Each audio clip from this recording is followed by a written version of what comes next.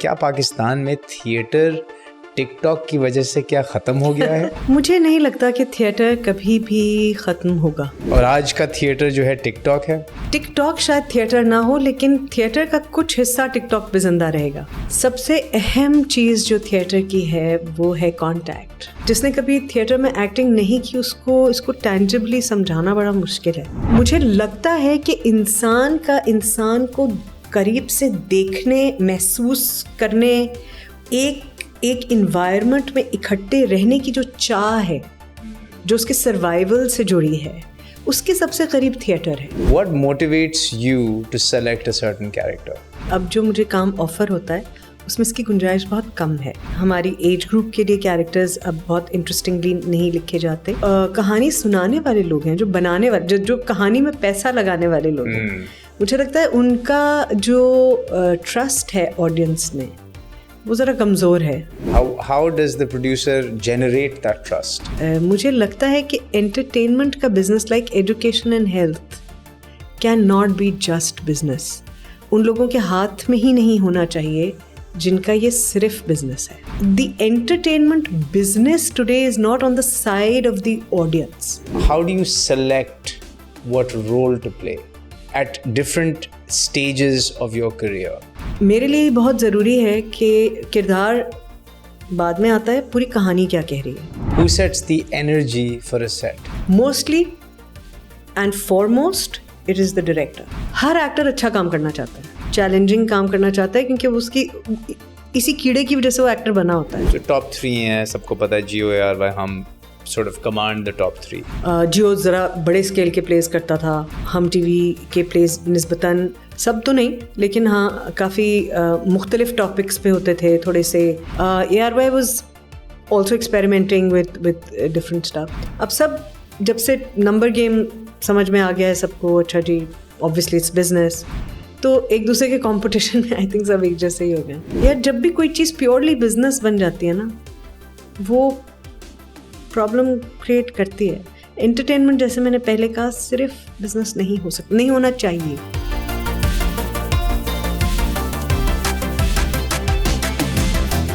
आज मैंने एक ऐसी शख्सियत को दावत दी जिनसे गुफ्तगू करके मेरा दिल खुश हो गया। एक ऐसी शख्सियत जिन्होंने टीवी, रेडियो, थिएटर, फिल्म सब कुछ किया है। हाँ, पॉडकास्ट नहीं किया, शायद वो कर लें इस एपिसोड के बाद, लेकिन सब कुछ करने के बाद वो इस पॉडकास्ट पे आके अपने सारे एक्सपीरियंसेस के बारे में हमें बताएंगी। ये भी बताएंगी कि कौन सा टीवी चैनल बेहतर है, और ये भी बताएंगी कि टिकटॉकर बनने की सलाहियत और राज क्या है। Stay tuned for Sania Saeed. Miss Sania Saeed, how are you today? I am very well, thank you. मैं सबसे पहले जो सवाल करना चाहता हूँ, मैं बड़ा सोच रहा था कि इतने सारे I have so many questions for you, क्योंकि आपके पास इतनी सारी बातें हैं करने को, राइट? और आप इतनी वोकल हैं इतने डिफरेंट टॉपिक्स पे। मैंने कहा मैं स्टार्ट कहाँ से करूँ? तो मेरा जो सवाल था वो it goes back in time, linking your initial career of theatre. ठीक है, क्या पाकिस्तान में या इवन दुनिया में तो फिर भी थोड़ा थिएटर अभी भी चल रहा है, क्या पाकिस्तान में थिएटर टिकटॉक की वजह से क्या ख़त्म हो गया है? और आज का थिएटर जो है टिकटॉक है? मुझे नहीं लगता कि थिएटर कभी भी ख़त्म होगा।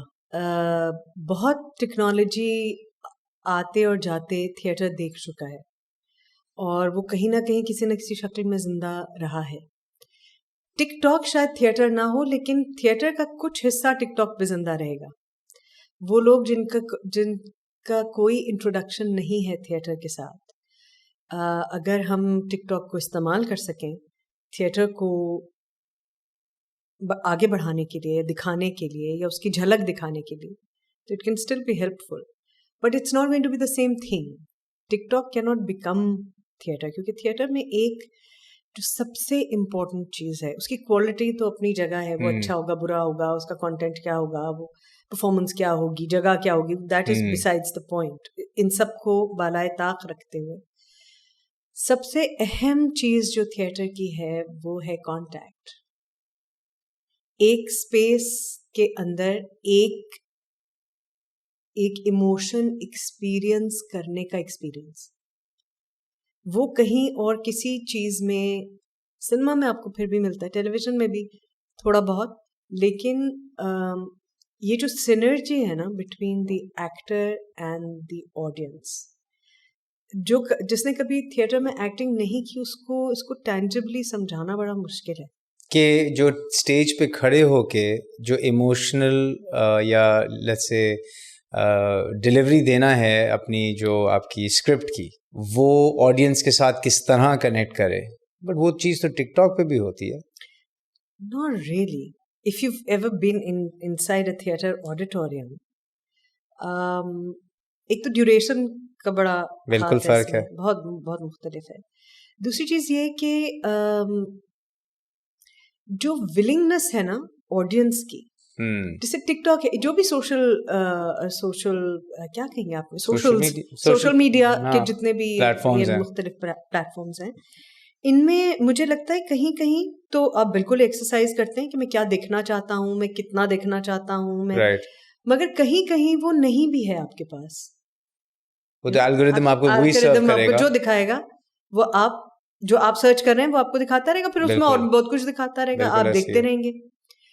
कहीं ना कहीं वो आपसे वो जो आपकी अपनी डिसीजन मेकिंग है वो आपसे छीन लेता है. ऐसे ही है. बट सिनेमा और थिएटर में ही होता है कि एक पूरा प्रोसेस है of deciding to go to watch something, willingly lend your imagination to it, suspension of disbelief, which is such an important thing, where I say, okay, I believe what you're saying.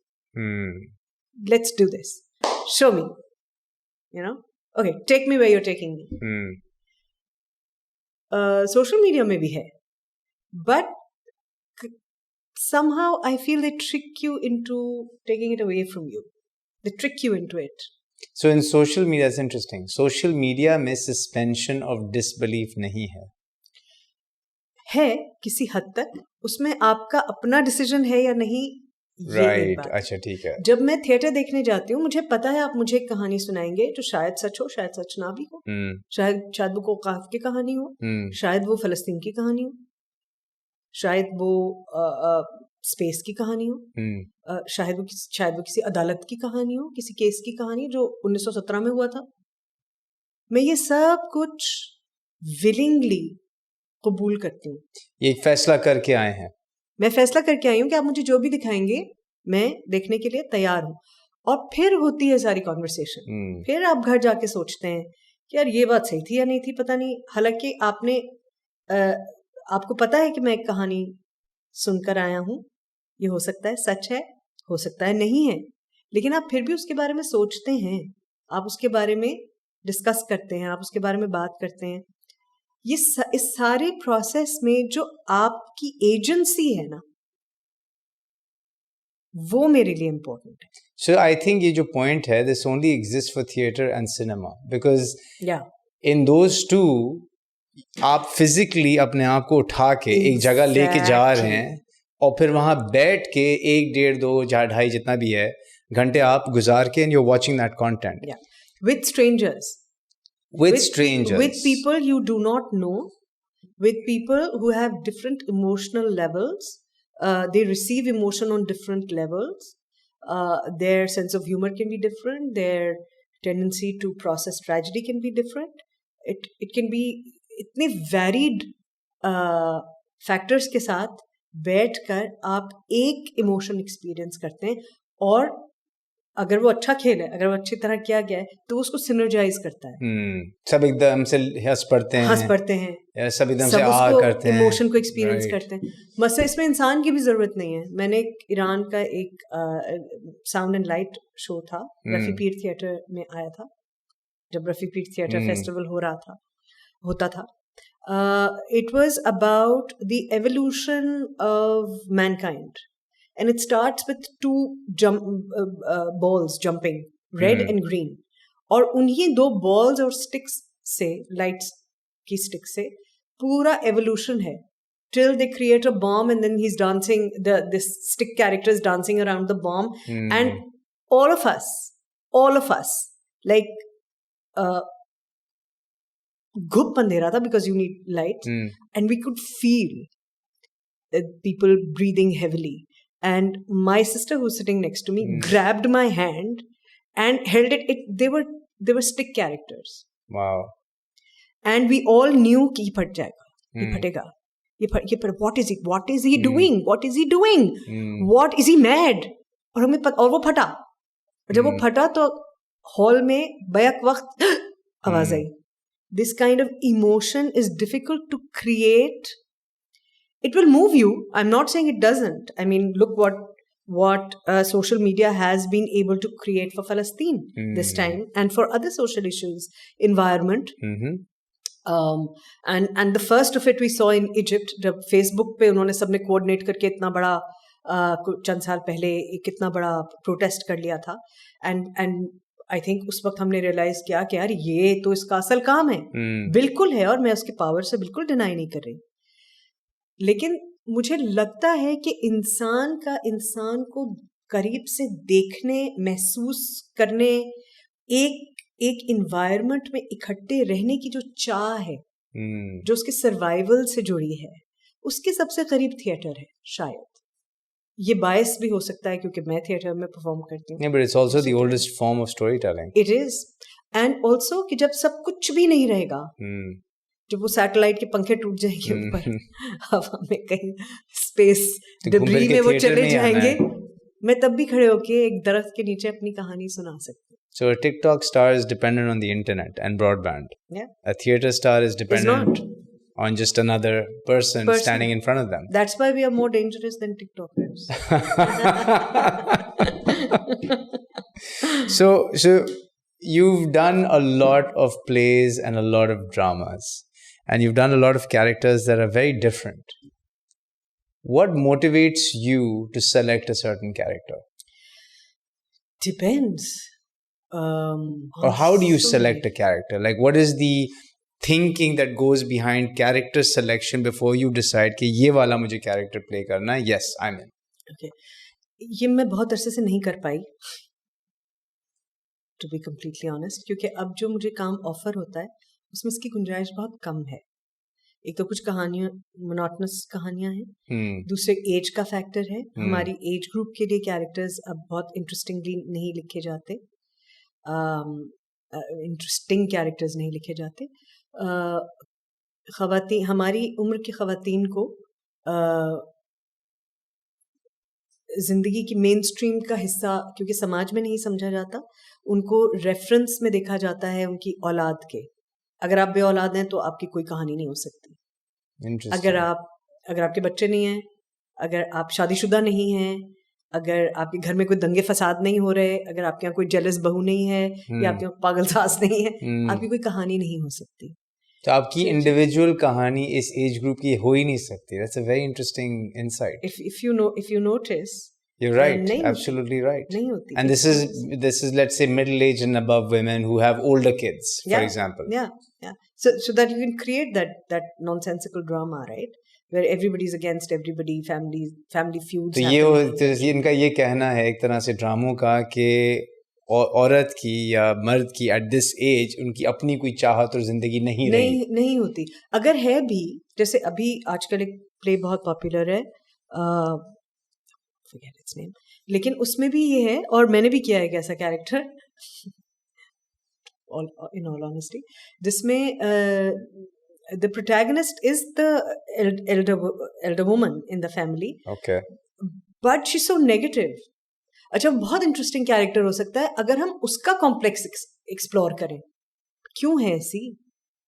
Right. मतलब इस as में आके जब इतना कुछ resolve हो जाता है जिंदगी में, तो क्यों है ऐसी? बट हम उस तरफ नहीं जाते. उसकी वजह क्या है कि उसकी बैक स्टोरी क्यों नहीं दिखाना चाहेंगे? नॉट इंटरेस्टेड ना. Audience is not interested. No, I don't know who's not interested. I think audience would be interested if you want to tell that story. The producers are not interested. Yeah, because I think जो कहानी सुनाने वाले लोग हैं, जो बनाने वाले, जो कहानी में पैसा लगाने वाले लोग हैं, मुझे लगता है उनका जो ट्रस्ट है ऑडियंस में वो ज़रा कमज़ोर है. उनको उतना ट्रस्ट नहीं करते, वो नंबर्स को ज़्यादा ट्रस्ट करते हैं. वो ट्रस्ट करते हैं कि अगर आपने कोई क्लिप 30 सेकंड के लिए भी देखा है, 4 सेकंड के लिए भी देखा, 10 सेकंड के लिए भी देखा है, तो वो काउंट तो हो गया ना। तो ऑडियंस को कैसे ट्रस्ट करेंगे अगर ऑडियंस बार बार ये कह रही है कि अगर ये एक तरह का कंटेंट बन रहा है और हम बार बार उसी तरह के कंटेंट को जाके अपने व्यूज देंगे, तो एक लेट्स से एक प्रोड्यूसर क्यों दूसरे तरीके का कंटेंट बनाएगा? How does the producer generate that trust? Systematically I guess. अगर आप उनको वैरायटी नहीं देंगे तो वो अलग अलग चीज़ें, हालांकि हम देते भी हैं और वो नहीं उनकी उस तरह की व्यूअरशिप नहीं आती, जो कि सबसे बड़ा प्रोड्यूसर्स का प्रॉब्लम है कि भाई वो नहीं देखते तो हम क्या करें। मेरा ज़रा इस पे टेक ना बहुत ही नॉन बिजनेस लाइक है। मुझे लगता है कि एंटरटेनमेंट का business like education and health can not be just business. उन लोगों के हाथ में ही नहीं होना चाहिए जिनका ये सिर्फ बिजनेस है। बट एजुकेशन भी सिर्फ बिजनेसमैन के पास है, हेल्थ भी सिर्फ बिजनेस के पास है आपके मुल्क में आपके मुल्क में ना। That's true. सो आपकी आप मतलब आप आवा ही बिगड़ा हुआ है ना आपका, तो नहीं, बट जैसे अगर मैं बाहर देखूं, फॉर एग्जांपल एंटरटेनमेंट भी is a for profit business. हाँ, yes, you have NPR for example, non profit radio, ठीक है, वो एक, या पीबीएस है, पब्लिक ब्रॉडकास्टिंग जो उनका वो चैनल है बाहर यूएस में, जहां पे these are non profit entities and they will create content that is off beat and different. कुछ अल्टरनेटिव होता है, या बिजनेस ही इतना बड़ा होता है कि उसमें बहुत अल्टरनेटिव्स क्रिएट करने पड़ते हैं आपको। आप अब इस वक्त भी Bollywood main stream is not thought to be as good as the indie films are. People are going towards smaller films. They're making, even in India, people are making smaller films thanks to Netflix also. They're experimenting with their content. They're making different kind of and content. very racy topics as well. Very racy topics as well. और जो चीज़ें multiplexes के आने से जैसे बहुत फर्क पड़ा है, ये सही है कि मल्टीप्लेक्सेस की वजह से उनका सारा रेवेन्यू अर्बन सेंटर्स में और मिडिल क्लास में, अपर मिडिल क्लास में कॉन्सेंट्रेटेड है, उससे बदल गए ना मौजूआत।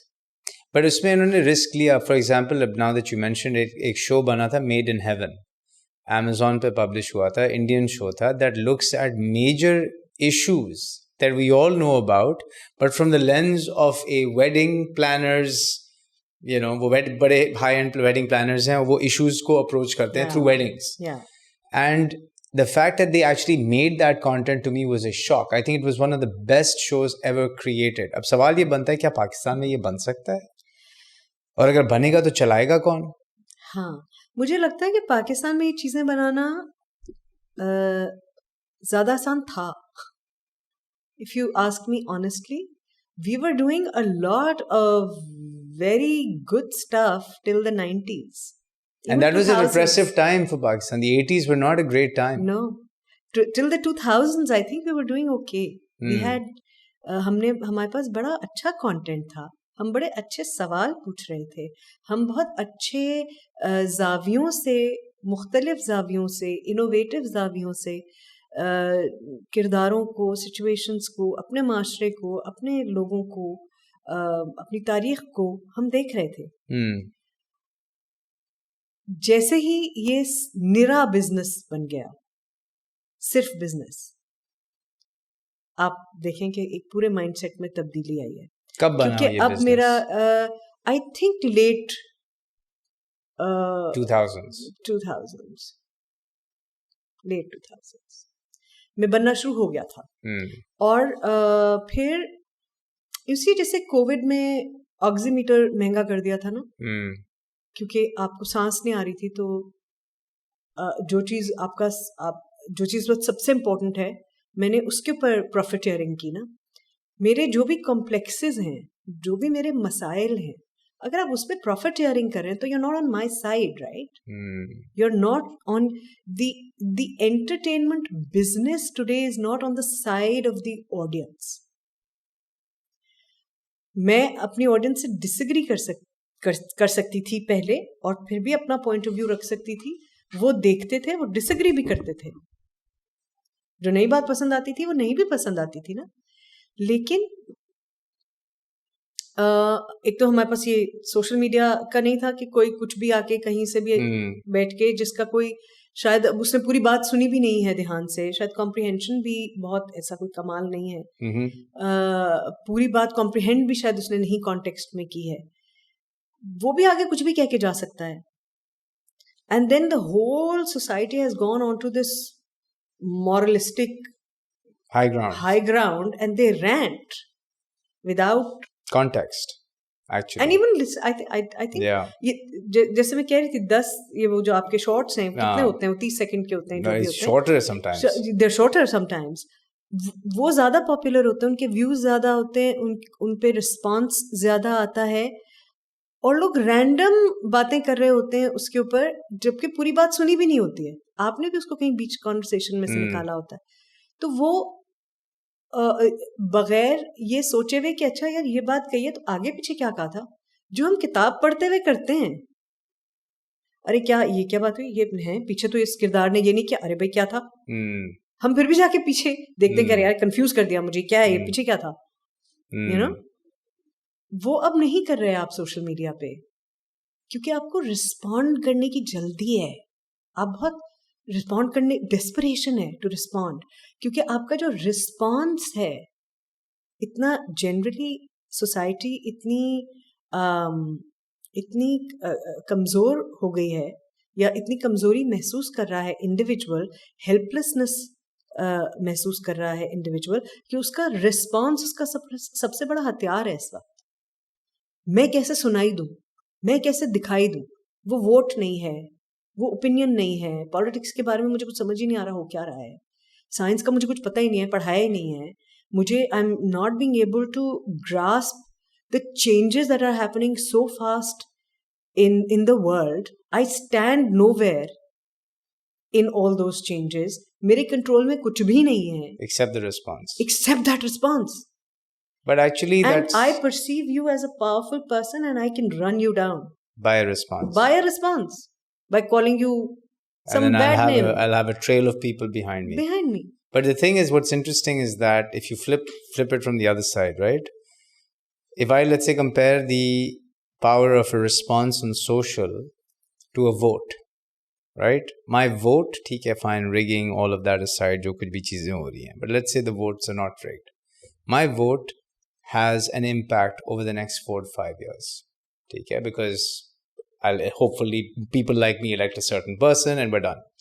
My response is done over 24, 48 hours. So if the person I'm trying to take down has the patience to sit it out, that's done. I'm a nobody again. 48 hours later, I am nobody. Yeah. And the social media has moved on to its next new hype. But that's not important to me, right? To me, what is important is this outburst. I need to do something. Why? Because you need to vent. No one else is listening. Exactly.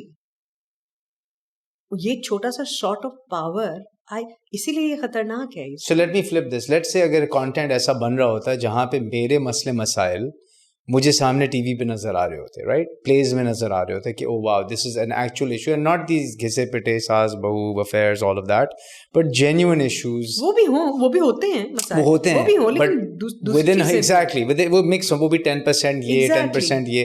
तो अगर मुझे अपने मसले मसाइल सामने नजर आ रहे हैं and how characters on TV are tackling those, do you feel that this whole inclination towards responding would temper down? Not just that. सिर्फ इससे तो नहीं होगा, लेकिन पूरे माशरे में एक गुफ्तगू का जो अमल है, starting from your political processes down to your households, गुफ्तगू का जो process है, conversation, तहम्मुल से एक दूसरे की बात सुनने का, प्रोसेस करने का, जवाब देने का एक अमल है ना, वो खत्म हो गया है सोसाइटी से. और वो स्टेम आउट होता है this feeling of helplessness and powerlessness. मेरे अंदर एक अर्ज है, it's also kind of defence. मुझे अपने आप को कैसे, मैं ये परसेप्शन कैसे बनाऊं कि मैं अपने आप को डिफेंड कर रहा हूँ, मैं अपने आइडिया को डिफेंड कर रहा हूँ, मैं अपने मॉरल्स को डिफेंड कर रहा हूँ, मैं अपने, you know, to me that's what I am doing. But I would say that what's interesting is one thing that digital media has brought is this concept of a podcast, where ये तहम्मुल और सब्र से लोग एक दूसरे की बात Yes. सुन के लॉन्ग फॉर्म कंटेंट क्रिएट कर रहे हैं Yes. और इसकी ऑडियंस है. Yes, I ठीक है, ये टीवी पे नहीं चल सकता नहीं चल सकता. क्योंकि इसकी मोनेटाइजेशन वैल्यू का तरीका and all of the ads and all of that, like forget that. बिल्कुल है. ये पहले नहीं था और ये काफी लोग कर रहे हैं और एट स्केल कर रहे हैं और पूरी दुनिया से कर रहे हैं. सो एक तरह से yes, this is actually a pretty good thing that's happening on digital today. It is. मैं बिल्कुल, मुझे अच्छा, मैं उन लोगों में से नहीं हूँ जो कहते हैं ऑल इज बैड और ऑल इज गुड. मुझे सोशल प्लेटफॉर्म्स पे भी, सोशल मीडिया प्लेटफॉर्म्स पे भी मैं ये इंसिस्ट करती हूँ कि ये आइसोलेशन में तो नहीं एग्जिस्ट कर सकते. आपके पॉडकास्ट की ऑडियंस कौन है ज़्यादा? You're a numbers guy, you know कि कौन लोग ज़्यादा देख रहे हैं, कौन, what age group is watching the podcast? 18 to 30. 18 to 30, right. ये अभी भी वो लोग हैं जो ज़रा सा सोशल मीडिया से के साथ साथ कई लोग हैं, यू नो.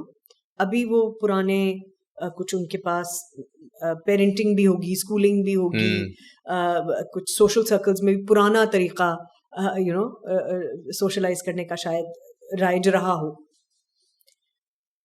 हम मेरे लिए सोशल मीडिया एक टूल है.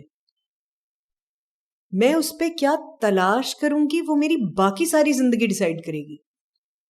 कितने सवाल पूछने की गुंजाइश थी, कितने सवाल मैंने पूछे, मेरे घर में जनरल कॉन्वर्सेशन क्या थी, मेरे पेरेंट्स क्या देखते थे, व्हाट एंटरटेन देम, मेरे पेयर्स क्या देखते थे, what were the questions happening in school. जब बाहर मैं अपनी गाड़ी की खिड़की से या मैं अपने घर की खिड़की से या मैं बाहर मोहल्ले में जो चीज़ देखती थी और मैं महसूस करती थी, मुझे उसके बारे में बात करने की कितनी इजाज़त थी, मुझे अपने ख्यालात के इजहार की कितनी आज़ादी थी. मुझे कितनी बार कहा गया कि तुम चुप चुप चुप करो बच्चे, ये बात नहीं पूछते, नहीं तौबा करो, ये बात नहीं पूछते, बस बेटे बस ये ऐसा ही होता है ना. ये सब बातें डिसाइड करेंगी कि मैं सोशल मीडिया पे क्या ढूंढ रही हूँ.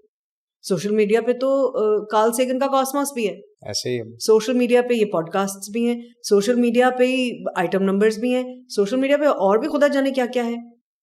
मगर मैं ऐसे बहुत सारे हजरात को जानती हूँ जिनको कुकिंग का शौक हो गया था कोविड में, बिकॉज वो कुकिंग वो देख रहे थे, क्या कहते हैं उनको, पॉडकास्ट चैनल्स या यूट्यूब चैनल्स देख रहे थे.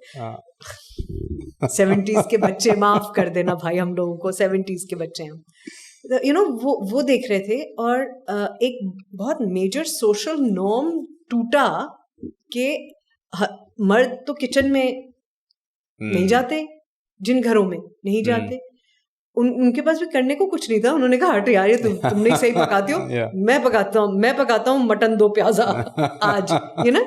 और वो तफरी बन गई है, यू नो. तो कितनी ही चीजें लोगों ने, मैंने गार्डनिंग सीखी उससे थोड़ी बहुत, जो मुझे आती है थोड़ी, जो मैं करती हूँ. तो डिपेंड करता है कि आपके जहन में क्या सवालात उभरते हैं, और वो आपकी परवरिश के पूरे वो पूरा आपका एनवायरनमेंट डिसाइड करेगा. इसलिए वो बच्चे जिनको सोशल मीडिया पाल रहा है वो बहुत खतरनाक बात है. Social media can't be your guardian, it can't be your teacher, it cannot be your parent, it cannot be your nanny, it cannot be your grandmother, it cannot be. It will be just one tool in a lot of other tools that your environment must equip you with, but that's about it. छोटी सी बात है, अगर मुझे देखना है कि क्या fruit खाने से शुगर होती है, नहीं, ये फ्रूट खाने से मैं शुगर में फ्रूट खा सकती हूँ फॉर एग्जाम्पल, मुझे इसकी सपोर्ट में भी चीजें मिल जाएंगी. और अगर मुझे ढूंढना है कि फ्रूट नहीं खाना चाहिए डायबिटिक इंसान को, उसकी सपोर्ट में मिल जाएंगी. लेकिन एक बेसलाइन नॉलेज होनी चाहिए. बेसलाइन नॉलेज तो जरूरी है ना, कुछ तो बायोलॉजी आनी पड़ेगी ना आपको, कुछ तो. अच्छा, इस सारी इंफॉर्मेशन को भी प्रोसेस करने के लिए, इसको अपने लिए इस्तेमाल करने के लिए, अपने बेनिफिट में इस्तेमाल करने के लिए, इसको अच्छी तरह समझने के लिए कुछ तो एक बेसलाइन एजुकेशन आपको चाहिए ना. तो इसलिए वो तालीम और परवरिश इज इम्पोर्टेंट। उसके बगैर नहीं, उसके नहीं बगैर ये एक ना सिर्फ बेकार बल्कि खतरनाक टूल है। अगर आपके टिकटॉक पे सबसे ज्यादा वो वाली वीडियोस वायरल होती हैं जिसमें वो where you dub the dialogues of something which, and some people are doing them really badly, they're badly shot, कोई aesthetics भी नहीं है, कोई intelligent बात भी नहीं है, बिल्कुल ही तीसरे चौथे जमात के लड़के जिस बात पे हंसते हैं, अगर आप 36, 37, 48, 50 साल की उम्र में भी उसी बात पे हंस रहे हैं और वही आपको एंटरटेन कर रही है, तो ये कितनी खतरनाक बात है। आपके लिए भी खतरनाक है, आपके इन्वायरमेंट के लिए भी खतरनाक है। तो इट कैन नॉट बिकम, जैसे मैं कुछ अर्सा पहले हम मंटो फिल्म के पब्लिसिटी के लिए जब हम जा रहे थे, मुख्तलिफ कॉलेजेस और यूनिवर्सिटीज़ में गए, क्योंकि हमारी उम्मीद ये थी कि जो एजुकेशनल इंस्टीट्यूशंस में बच्चे हैं उन्हें मंटो ज़रूर देखनी चाहिए। तो बहुत सारी गुफ्तगू हुई और उसमें उन्होंने मुझसे, बच्चों ने सवाल भी पूछे, तो कि टेलीविज़न हमें ये दिखा रहा है, टेलीविज़न हमें वो बता रहा है, टेलीविज़न हमें ये कर, तो मुझे ये एहसास हुआ कि ये बच्चे सिर्फ टेलीविज़न देखते हैं और उस वक्त मतलब सोशल मीडिया भी अभी उभर ही रहा था, ये सिर्फ टेलीविज़न देखते हैं या सोशल मीडिया देखते हैं। तो मैंने उनसे कहा, मैंने कहा असल में मसला ये है कि आपका सारा सोर्स ऑफ इंफॉर्मेशन सिर्फ टेलीविज़न है, सब सोर्स ऑफ एंटरटेनमेंट सिर्फ टेलीविज़न है, और आप एंटरटेनमेंट को अंडरमाइन करते हैं दोस्त। आपको जो चीज़ एंटरटेन करती है वो आपको डिफाइन करती है। अगर आप किसी बंदर को थप्पड़ मार के हंसते हैं, अगर आप किसी कुत्ते को पत्थर मार के आप हंसते हैं, अगर किसी बच्चे के हाथ से केला छीनकर उसको चपेट लगा के भाग जाने में आप फनी समझते हैं। ये तो आपने एक यूट्यूबर का जिक्र कर दिया, ऐसा लगता है मुझे। Really? Oh, I'm sorry, I'm not. There's a YouTube channel that has literally exactly these things. I can imagine. And that is extremely popular. I'm sure it is. I am sure it is because doing exactly the things that you've said. I don't know of this YouTuber. मैं माज़रत चाहती हूँ आपसे. I don't know of this YouTuber. But the point is that this is what is entertaining. At scale, there are people that love this. So you can imagine the degradation. The degradation. So why don't you do a podcast and host a podcast? Because you, with someone with such vocal views on such diverse topics, you would be the perfect person to actually host and conduct and be in this spot, not me. I do this as a hobby. You're doing a great job. No, but seriously, because you are so passionate about this topic and this subject, why have you not thought about doing this? Because you would be able to contribute to society in an extremely positive way. And coming back to your point around, I'm unable to select the roles that I want. Oh, I'm sorry, I didn't even answer that question. I'm unable to select the roles that I want because of this age factor. You can select the topics that you want and talk about whatever it is that is relevant. Yeah. And also because I have done a lot of talk shows when television was a thing. Right. When the first Benazir government came into power, television पे बहुत सारे talk shows शुरू किए गए थे. तो एक होता था हवा के नाम और एक होता था सहर होने को है. These were two, I was in the university, so I used to fly to Islamabad on weekends, Friday evening, Saturday, Sunday में record करती थी, Sunday की evening में वापस कराची आती थी, Monday. Wow, really? I've done a lot of that. Wow. I have done so much of that. University, all through my college. मैं सुबह पहले Radio Pakistan जाती थी. I was the first announcer for FM Gold, जब FM start हुआ था. तो वो रेडियो पाकिस्तान की बिल्डिंग के अंदर से ही होता था. तो खलील चन्ना साहब, who's now the director, I think, or the GM of Radio Pakistan, Karachi, वो करते थे उसको प्रोड्यूस. तो मैं पहले सुबह रेडियो पाकिस्तान जाती थी, यानी फेडरल बी एरिया से पहले मैं बंदर रोड आती थी, बंदर रोड से मैं PCHS आती थी. ये सुबह की मेरी एक्टिविटी थी सारी. और फिर जब FM 100 भी था तो वो उसका दफ्तर मेरे कॉलेज के करीब था. तो मैं पहले वहां से सुबह लाइव बच्चों का प्रोग्राम करती थी. क्विज शो था वो रात को प्रिपेयर करती थी, सुबह वो क्विज शो करती थी, दौड़ के कॉलेज जाती थी. तो कॉलेज में मेरे पास मतलब मेरे को जो दोस्तों का एक ग्रुप था, उसमें मेरी शायद सबसे कम पार्टिसिपेशन होती थी, मैं सबसे कम होती थी वहाँ। फिर वहाँ से मैं भाग के शाम को थिएटर की रिहर्सल में पहुँचती थी। तो theatre, radio, TV, film, podcast ही बचा है सिर्फ। So what's stopping you? Technicalities, I think. There's no tech. It's the easiest. There's 2 cameras and a mic. I'm just giving excuses. And an audio recorder inside an office. If I can do it, anyone can. And I mean, you definitely can. I'm just giving you excuses. I'm lazy. I'm lazy. No, so coming back to the characters. So you would... by the way, I did do not podcasts really, but we did this very interesting... यार हम सब अंग्रेजी में बोल रहे हैं. Is that okay? Okay. अब शायद अंग्रेजी में शुरू हो गया. हमारा पूरा कॉन्स्टिट्यूशन अंग्रेजी में ही है. हाँ. मगर चाह तो ये होती है कि ज़्यादा से ज़्यादा लोग सुन लें. या खैर, मैंने एक बहुत ही दिलचस्प पॉडकास्ट तो मैं नहीं कहूँगी, लेकिन कॉन्वर्सेशंस का एक पूरा सीरीज़ की हमने किरण फाउंडेशन, जहाँ मैं वॉलंटियर करती हूँ. लियारी में एक स्कूल है और एक स्कूल सिस्टम, एक आइडियोलॉजी है एजुकेशन की जिसके तहत वो काम करते हैं, which is the mother and child education system. कि बच्चा स्कूल में जब एडमिशन लेता है, माँ भी स्कूल में एडमिशन लेती है. तो हमने वहाँ जो ख़वातीन आई और जिन्होंने वहाँ काम किया, जो उस पूरे आइडियोलॉजी के साथ जुड़ी, उनकी ज़िंदगी में जो तब्दीलियाँ आई, उन्होंने जिस तरह अपनी ज़िंदगी बेहतर बनाई और वो वहाँ पनपी, वो कहानियाँ हमने की कोविड में, क्योंकि हम कहीं जा नहीं सकते थे. तो रात को हम उनके साथ ये कॉन्वर्सेशंस क्या करते. तो पूरी सीरीज पता नहीं, वो जाहिर है वो लो क्वालिटी है क्योंकि वो जूम पे होता था, और वो उनके अपने चैनल के लिए था. लियारी में अपनी खवातीन के और स्टूडेंट्स के है भी, आई थिंक वो कहीं यूट्यूब पे, लेकिन because it's really low quality क्योंकि जूम पे होता था. So I have the practice to do it from television also, but I think I'm just lazy. You guys are doing such a good job. We'll solve that for you. We'll solve that. But now you still need to answer my question. You haven't told me the secret, because it sounds like it's a secret of how you would select such a variety of roles. Because मतलब हर चीज की है, right? तो एक actor के लिए ये एक सवाल होता है ना, because एक बड़ा आसान होता है कि एक्टर के लिए कि वो टाइप कास्ट हो जाए. Yeah, they look a certain way, they act a certain way. ठीक है यार, इनको इसी रोल में फिट कर दो, and they do a great job at that, and they're known for that, and that's fine. Sure. Yeah, that's fine, absolutely. But then there are these actors where you're like, wow. I mean, एक तरफ they did a full clown comedian, suddenly they became this extremely serious, hardcore villain, and then they became this aged father, and then they became this hero. You know, like, and they're old, and they were young, and you know, it's how do you select what role to play at different stages of your career?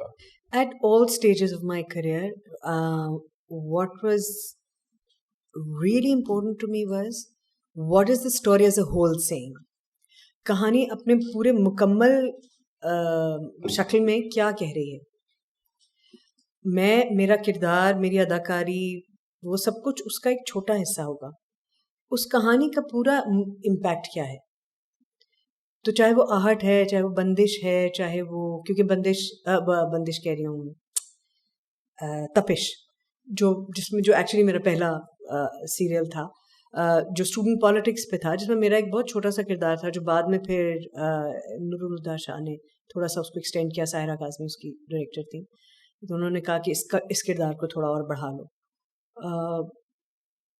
वो student politics पे था. तपिश was on family planning and on the well-being of the family.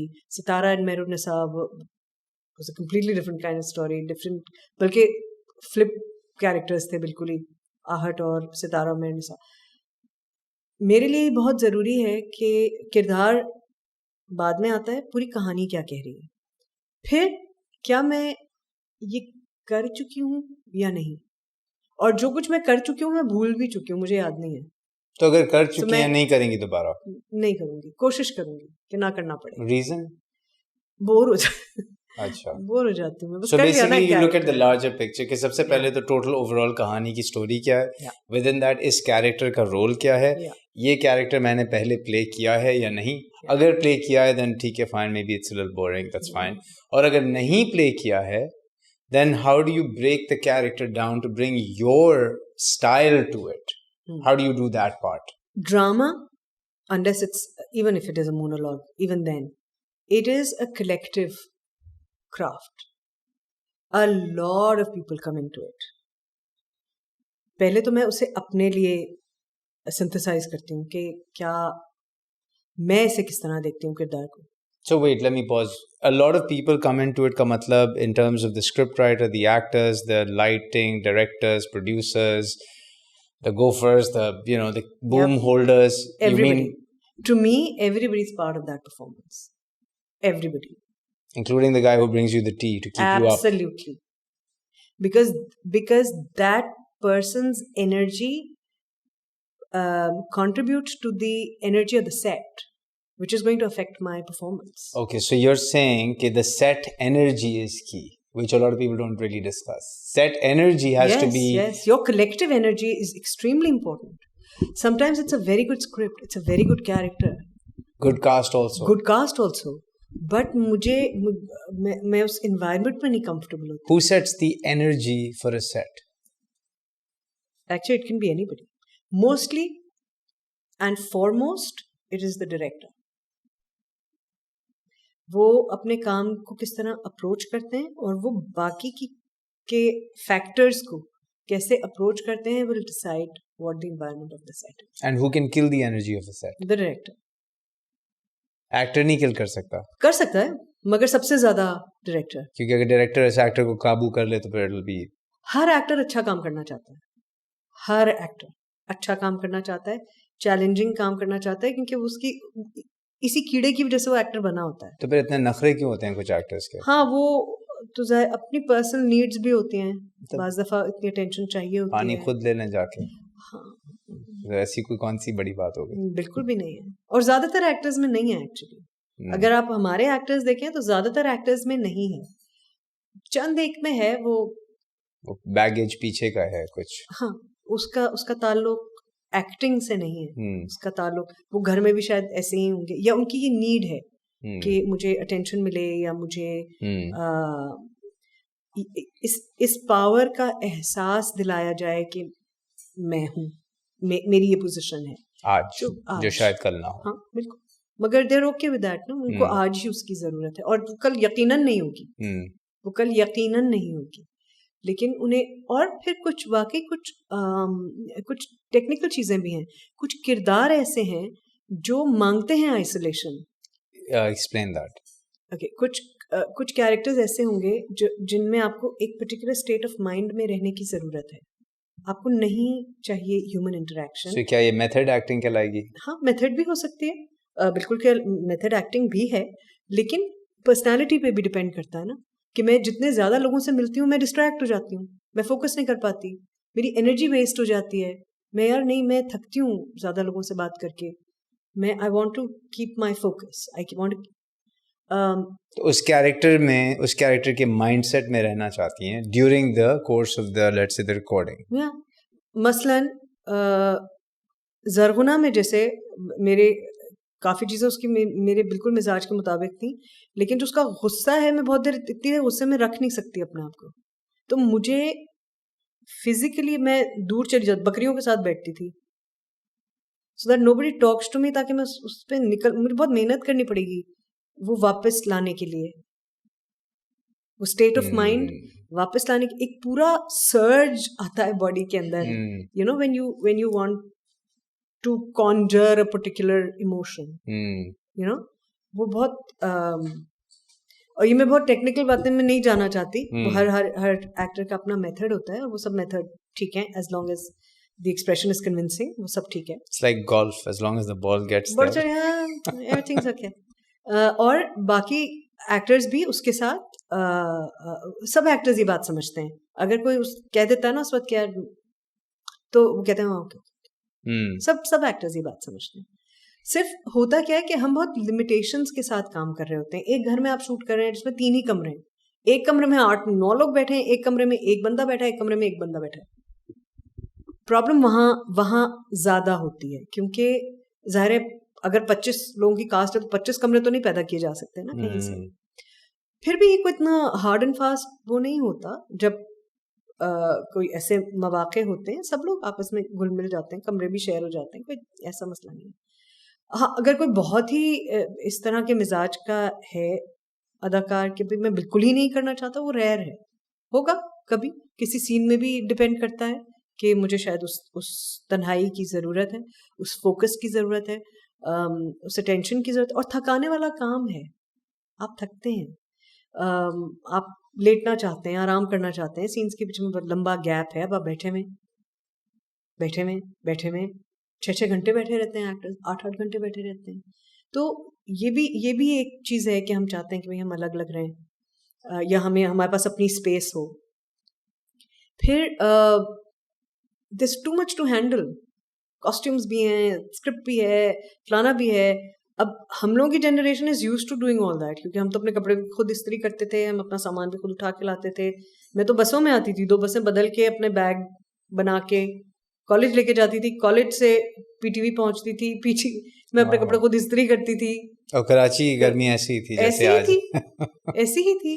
तो आजकल के जो अदाकार हैं फिर उनमें ये जैसे ठहराव है या कुछ में है? हाँ बिल्कुल है, कुछ में बिल्कुल है, कुछ ज्यादातर में नहीं। उस वक्त भी कुछ ही में था, सब ऐसे अच्छा। नहीं थे।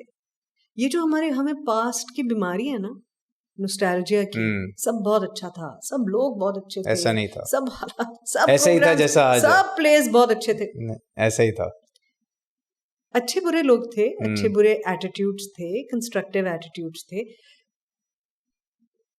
जब किसी शख्स का इंतकाल हो जाता है, अच्छा ही याद करते हैं ना, तो बस उस वक्त का वो वक्त इंतकाल कर गया ना, अब आप उसकी अच्छी बातें याद कर रहे हैं। लेकिन ऐसा नहीं था, हर तरह के रवैये थे। कुछ ऐसे भी लोग थे जो बिल्कुल ही मतलब नहीं अच्छे लोग थे, और नहीं उनके साथ काम करने में मजा आता था। लेकिन आप नहीं, अब आपको याद नहीं रहते, या आप नहीं उनका जिक्र करते, विच इज ऑल्सो राइट, गुजर गया भाई एक वक्त, अब क्यों। तो ऐसा नहीं है। आई थिंक मुझे तो आजकल के एक्टर्स के साथ, बच्चों के साथ, ये जो अब obviously they usually play my children, मुझे तो बहुत मजा आता है, बहुत मजा आता है। इतनी मजेदार कॉन्वर्सेशंस होती हैं, their perspectives are so interesting, they're watching such interesting stuff। आके सब पूल करते हैं, क्या देखा तुमने, वो देखा, उसकी परफॉर्मेंस देखी, उसकी एक्टिंग देखी, उसकी अच्छा आप ये बताएं, आपके जमाने में ये कैसे होता था, आप ये कैसे करते थे, आप लोगों का वो तो मेरी तो बड़ी मजेदार कॉन्वर्सेशन, मुझे बहुत मजा आता है। तो मुझे एक आध ही कभी कोई मिला है ऐसा टेढ़ा, बल्कि नहीं मिला कोई। मैं तो खुश होती हूँ, वेरी लकी भी। एंड ऑल्सो आई थिंक कि आपके अपने भी रवैयों पे डिपेंड करता है। मुझे अच्छे लगते हैं लोग, मैं जानना चाहती हूँ क्या सोचते हैं। So with these celebrities that you're hanging out with today, do you think they're driven by fame and followers, or is it still the art of storytelling and the role that they play in that? Because a lot of them also are very active on social media. These exact kids that you talk about who are playing your, sort of your offspring in the dramas, matlab they are recognized for their social presence as much as for their drama. But are they driven by that, or is it the storytelling and the way you broke it down कि भाई पहले हम story देखते हैं, फिर character देखते हैं, फिर ये देखते हैं, is that still relevant for this younger generation? For some it is, and you can see it in their choices. You can see that they keep, हाँ अब ये थोड़ा सा इनके साथ है, बदकिस्मती है कि उस एज ग्रुप के लिए अलग अलग किरदार नहीं लिखे जा रहे, मोर और लेस एक जैसे किरदार होते हैं। लेकिन आप देख सकते हैं कि वो मुख्तलिफ कहानियाँ और अच्छी कहानियाँ चूज़ करना चाहते हैं। सज्जल और यमुना के बारे में तो आप डेफिनेटली कह सकते हैं कि आप देखें उनकी बिल्कुल डाइवर्स कहानियाँ होती हैं। आप हानिया के बारे में भी कह सकते हैं, हालांकि वो एक ही जैसे उसको मासूम सी प्यारी बच्ची बना देते हैं, but she is capable of better doing more complicated characters. जो गुलमीना का इसका कैरेक्टर था, जरगुना की जो बेटी थी, आई थिंक गुलमीना नाम था उसका, हाँ गुलमीना नाम था। वो आप देख सकते हैं कि वो बहुत अच्छी उसकी परफॉर्मेंस थी उसमें। तो अगर आप उसको चैलेंजिंग रोल्स देंगे, तो वो भी मेहनत करेगी, उसको लग रहा था कि मेहनत करने की जरूरत है, उसने मेहनत की। तो अगर आप उसको हलवा देते रहेंगे जिसमें उसको पता है कि मैं क्या है इसमें क्या, तो वो भी नहीं करेगी, यू नो। तो it's both ways. I think कुछ तो बहुत ही हमारे Sajal in particular and I think Yamuna also, they are very very good actors. If I flip this conversation and take it to the TV channels, right? And so top 3 हैं, सबको पता है GOAR, हम sort of command the top 3. How would you define their difference in the way and the type of content that they show their audiences? अब तो सब एक जैसे ही है. सब एक जैसे हो गए. जब शुरू हुए थे तो फर्क क्या था? compete, तब सबने थोड़ा थोड़ा अपना एक अलग स्टाइल बनाया था, और एक्सपेरिमेंट भी कर रहे थे ना कि हमारी ऑडियंस क्या देखेगी. उस वक्त पुराने लोग भी चल रहे थे कुछ कंटिन्यूटी में, तो वो भी कुछ अपना इनपुट देते थे. कुछ बड़े अच्छे प्लेस बन रहे थे. जियो ज़रा बड़े स्केल के प्लेस करता था. हम टीवी के प्लेस निस्बतन सब तो नहीं, लेकिन हाँ काफ़ी मुख्तलिफ टॉपिक्स पे होते थे. थोड़े से पोर्ट्रेयल कैरेक्टर्स का मुख्तलिफ होता था. अप्रोच उनकी मुख्तलिफ कहानियाँ उठाते थे, थोड़ी सी कंट्रोवर्शियल भी कभी उठा लेते थे कभी, you know. They would approach stories differently. ARY was also experimenting with different stuff. अब सब जब से नंबर गेम समझ में आ गया है सबको, अच्छा जी ऑब्वियसली इट्स बिजनेस, तो एक दूसरे के कंपटीशन में आई थिंक सब एक जैसे ही हो गए. फिर भी आई फील कि कभी एक आध प्ले यहाँ भी वहाँ भी निकल आते हैं. कोई क्लियर आइडेंटिटी नहीं है किसी. अब तो किसी की भी नहीं है. अब अभी ग्रीन चैनल आया था. Do you think that they were able to, कितनी अच्छी आइडेंटिटी बनाई थी जो 6 महीने उनकी प्रोग्रामिंग चली. उसके बाद फिर if you are a business person और आपने चैनल बिजनेस के लिए बनाया है,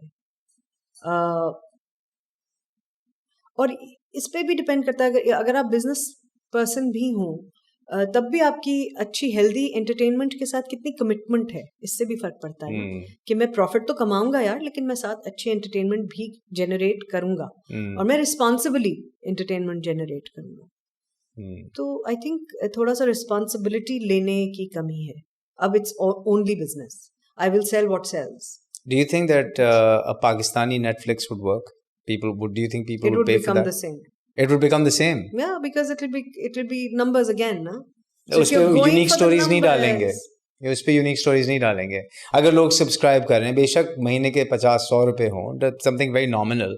Spotify 300 रुपए लेता है पाकिस्तान में, right? So I mean let's say एक ऐसा प्लेटफॉर्म बन जाए जहाँ पे जिसके यू नो लेट्स से $1 की सब्सक्रिप्शन है 300 रुपए. नेटफ्लिक्स नहीं है फीजिबल, आपको पता है ना पाकिस्तान में. नहीं, लेकिन अगर लोकल नेटफ्लिक्स बना, अगर बन जाए तो शायद. मगर अब तक हमने ये देखा है कि वेल OTT पे काफी अच्छे कुछ जो शॉर्ट फिल्म्स बना रहे हैं लोग, जो चुड़ैल्स आया था OTT पे. या but that's Zee. I mean, but there was a local content that went there to come back here. तो बिल्कुल हो सकता है. बट पता नहीं मुझे क्यों लगता है कि unless you change the content creators, जो कंटेंट क्रिएट कर राइटर्स और प्रोड्यूसर्स की एजुकेशन, प्रोड्यूसर क्या दिखाना चाहता है, उसका कान कितना ग्राउंड पे है असल में. हमारे भाई ये ठीक है, ये जो TRP आती है जहां से भी आती है, मैं अगर ये मीटर्स अलग जगह लगा दूं, क्या ये नंबर्स चेंज हो जाएंगे? मैं ये मीटर्स अगर अपने लियारी की मदर्स के घरों में लगा दूं, they don't like this content, तो क्या ये नंबर्स बदल जाएंगे? क्या मैं इसे बलूचिस्तान में जो यूनिवर्सिटी स्टूडेंट्स हैं उनके घरों में लगा दूं, तो क्या ये कंटेंट चेंज हो जाएगा? अगर मैं इसे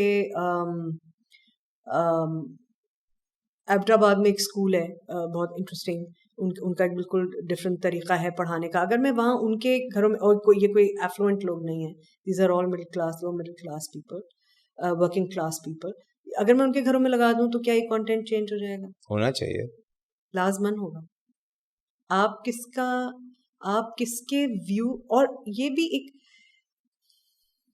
यार, जब भी कोई चीज प्योरली बिजनेस बन जाती है ना, वो प्रॉब्लम क्रिएट करती है।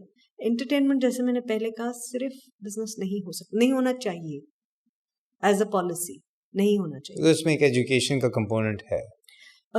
एंटरटेनमेंट आप चाहें या ना चाहें आपको अफेक्ट करती है। तो इन अ वे आप कह सकते हैं कि वो एजुकेशन है, लेकिन वो आपको हर सूरत में अफेक्ट करती है, अच्छाई में भी कर सकती है, बुराई में भी कर सकती है। तो आप जितना अच्छा कंटेंट जनरेट करेंगे, कंस्ट्रक्टिव, ऐसा कंटेंट जो सवाल पूछने में मदद करता है, जो जवाब तलाश करने में मदद देता है, आप जितना ज्यादा ऐसा कंटेंट जनरेट करेंगे, बजाय इसके कि आप उनको कंप्लेसेंट रखें, उनको वो हलवा खिलाते रहें क्योंकि आपने उनके दांत तो निकाल दिए हैं सारे, अब वो हलवा नम करके खाते रहें, उनका पेट भरता रहे, शुगर रश उनको मिलता रहे, यही चल रहा है, रावी चैन लिखता रहे, यू नो। तो अगर आप ऐसा एंटरटेनमेंट जनरेट करते रहेंगे, इवेंचुअली वो कोमा में चले जाएंगे। जा रही है ऑडियंस धीरे धीरे कोमा में ना। Interesting. Any book you've read recently that moved you? Very interesting. I've forgotten the writer's name. अभी मैं पढ़ रही हूँ. I'm midway in it. It's The Daughters of Genghis Khan. Okay. It is Interesting. It is his daughters that sustained and built the dynasty, and how their names systematically, like a lot of other women और ख़वातीन जो science में जो उनके achievements हैं, जो उनकी arts में अचीवमेंट्स हैं, जो अब अगेन सोशल मीडिया की वजह से दोबारा निकल के आ रही हैं और उनके बारे में बात हो रही है, कैसे तारीख़ से उनका नाम सिस्टमैटिकली हज़फ किया गया है, even in their own in their Motherland. क्यों उनका जिक्र नहीं होता? It's a very interesting book. मैं क्यों राइटर का नाम भूल गई हूँ। It's called The Daughters of Genghis Khan. Very interesting. So how would you? Yeah. क्या वजह है और अब किस तरह उनका प्रोसेस क्या था कि इनका नाम हटा दिया गया हिस्ट्री से? ये वो एक पूरा नैरेटिव है कि क्या क्या हुआ होगा, क्या वाकयात हुए जिसकी वजह से उस डायनेस्टी का अपने रिकॉर्ड्स को मेंटेन करने का क्या तरीका था, कितने डिटेल्ड थे। अगर वो इतने डिटेल्ड थे तो ये वाली खातून का जिक्र यहाँ हो के कहाँ से कहाँ गायब हो गया। फलानी शहजादी ने जब ये वॉर शुरू की तो फिर वो यहाँ से कहाँ चल, वो क्या हुआ फिर उसका, you know. So the missing links, it's about how cultures have consciously, and not just the Chinese culture, not just one culture, all cultures, हमने अपनी तारीख में से तमाम ख़वातीन के नाम उड़ा दिए हैं, जिनमें वो ख़वातीन भी थीं जो एक इंटरेस्टिंगली आपको एक उनका नाम, अगेन मुझे I am very bad with names, I am extremely sorry, and there no interest to me also. मुझे कहानी इतनी इंपॉर्टेंट लगती है, मुझे इंडिविजुअल नामों में इतना इंटरेस्ट नहीं होता। एक खातून थी जो नवाब ऑफ अवध की चौथी वाइफ थी, और उन्होंने जब ये सब when the British took over, और उनकी वालिदा जो थी वो जाके क्वीन विक्टोरिया से मिलने चली गई थी और यहाँ पे पीछे सब बेजा हो गई थी। She was the one who fought against the Britishers, और उनका नाम कहीं नहीं आता। उन्होंने मुख्तलिफ अलायंसेस भी किए और उनको डिच किया फार राइट एक्सट्रीमिस्ट्स ने कि हम औरत के पीछे नहीं लड़ेंगे, और ये यू नो ये हमारी हिस्ट्री का हिस्सा है। मगर वो उन ख़वातीन के नाम कहाँ हैं, ये जिक्र कहाँ है? कितनी ही क्वीन रीजेंट्स गुजरी हैं जिन्होंने हुकूमत की है, क्योंकि उनका शहजादा छोटा था, बादशाह छोटा था, तो the queens would be the supreme powers, वो मुल्क रन करती थी, मगर उनका नाम नहीं आता कहीं। नाम बादशाह का आता है जो 12 साल का था, 8 साल का था, 10 साल का था। कौन चला रहा था भाई? उस वक्त वो ख़वातीन चला रही थी ना मुल्क। तो कैसे तारीख ने सिस्टमैटिकली पर्पसफुली ख़वातीन के नाम उड़ा दिए।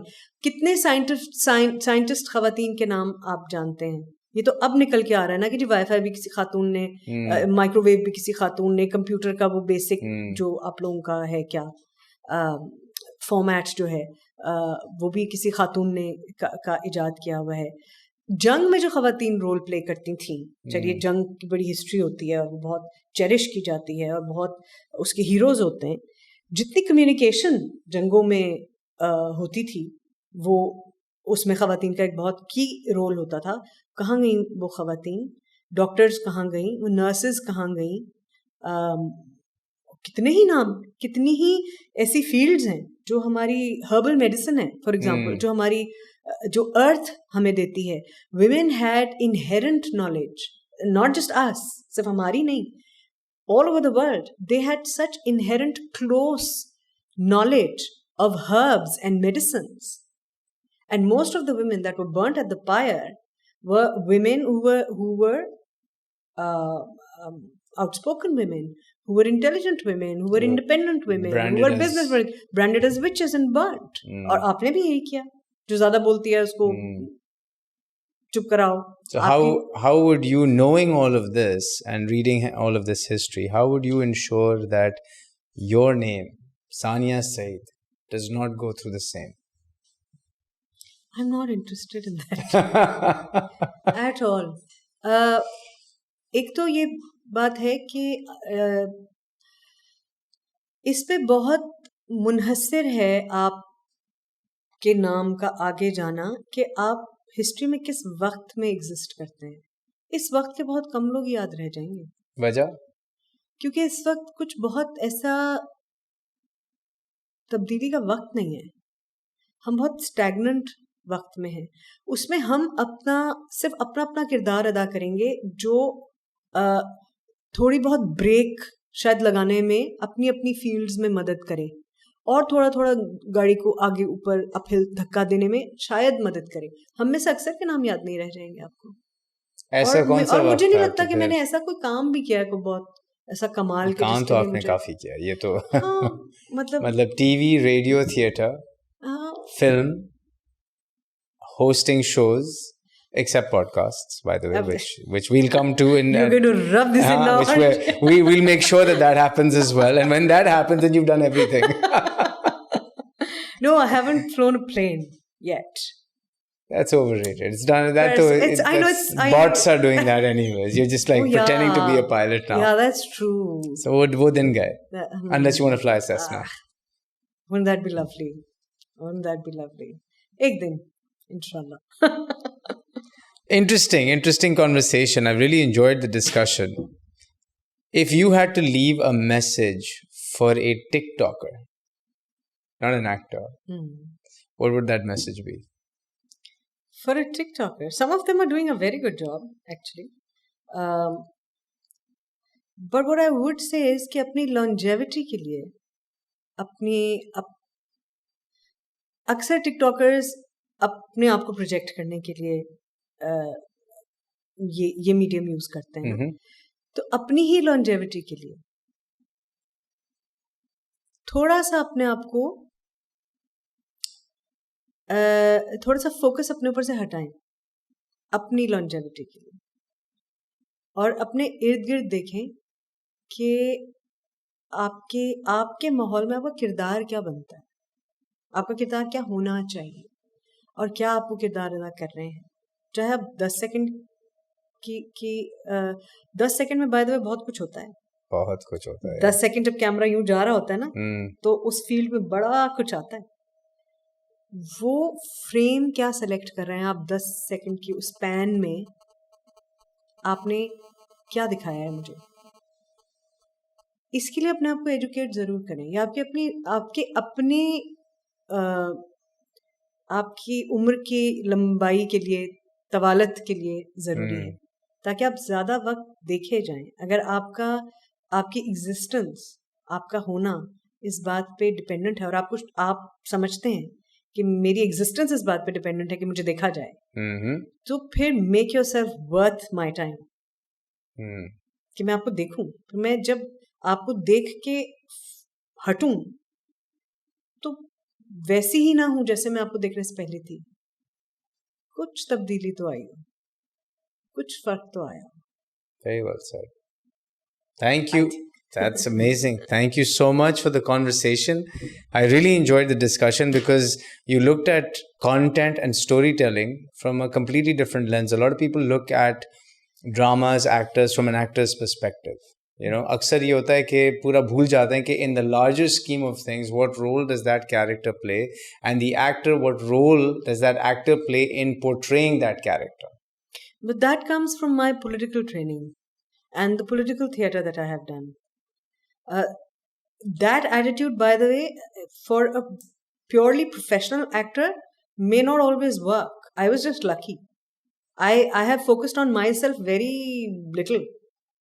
You will not see much of my... I don't even have photo shoots. I've recently done a photo shoot after, I don't know how many, 10, 12 years. Wow. So I didn't need to, because I was in a time where my craft was needed. But if it was today, I would have had to focus on myself and how I want to project myself as an actor. But to me, and because of my training, all of us are part of a bigger picture. चाहे वो screen पे है, चाहे वो stage पे है, चाहे वो जिंदगी में है, हम उसमें क्या किरदार अदा करेंगे वो हमारे एनवायरनमेंट को अफेक्ट करेगा. सो मेरे लिए ये इतना ही है. So I'm glad you think so. Thank you. Thank you. No, I think that's a very profound statement to make because most people don't think that way, especially now, because it is all about the numbers. It's about the followers. It's about the frequency of content that you publish. And if you're not relevant across social mediums, no matter how amazing an actor or performer that you are, you will be forgotten because someone else will put way more content out there and be top of mind to the audience far more than you. And even if you put out that one or two, let's say, fantastic performances a year, the person who's mediocre, who's putting out far more content every single day, suddenly becomes top of mind. And so the world is evolved. And that's why I feel that digital medium ki wajah se, excellence is no longer just needed. It is excellence plus top of mind recall. Yeah. It's that combination. Yeah. And some of the younger, let's say, performers are doing it really well. Yeah. And they can multitask. They can actually do both things really well. And they can. Yeah. And it is difficult for, let's say, us who are on the older side to try to do that because we weren't trained to do that. Nor were we raised in an environment where... In fact, we were trained for the opposite. Correct. Focus on one thing at a time. And exactly. And if you do the work right, publicity will come to you. वो दिन गए. Yeah. ठीक है, चीजें तब्दील होती हैं, उन्हें होना भी चाहिए. ये अच्छी बात है कि चीजें तब्दील हो. उसमें कुछ लोग एडजस्ट करेंगे, कुछ नहीं करेंगे. कुछ उसे बेहतरी के लिए इस्तेमाल करेंगे. बिल्कुल ऐसे ही है. कुछ लोग एडजस्ट करके उसमें बेहतरी लाएंगे. तो आपको डिसाइड करना है कि आपने कहाँ एफर्ट डालना है, आपको किस रवैये में एफर्ट डालना है. तो वो एक इम्पोर्टेंट बात है. और वो decision जो है, that comes from everything other than just this tool. That's like true. I said. Correct. Before. So. Very true. Thank you so much for the time. Thank you. Best of luck with the next adventure, which is your podcast. We'll talk more about that after this. And thank you all for tuning into Digitale. Stay tuned for more episodes. Like, subscribe, comment. सारे comments मैं पढ़ता हूँ, feedback लेके उसी basis पे मैं फिर guests को बुलाता हूँ. So keep them coming. Bye bye.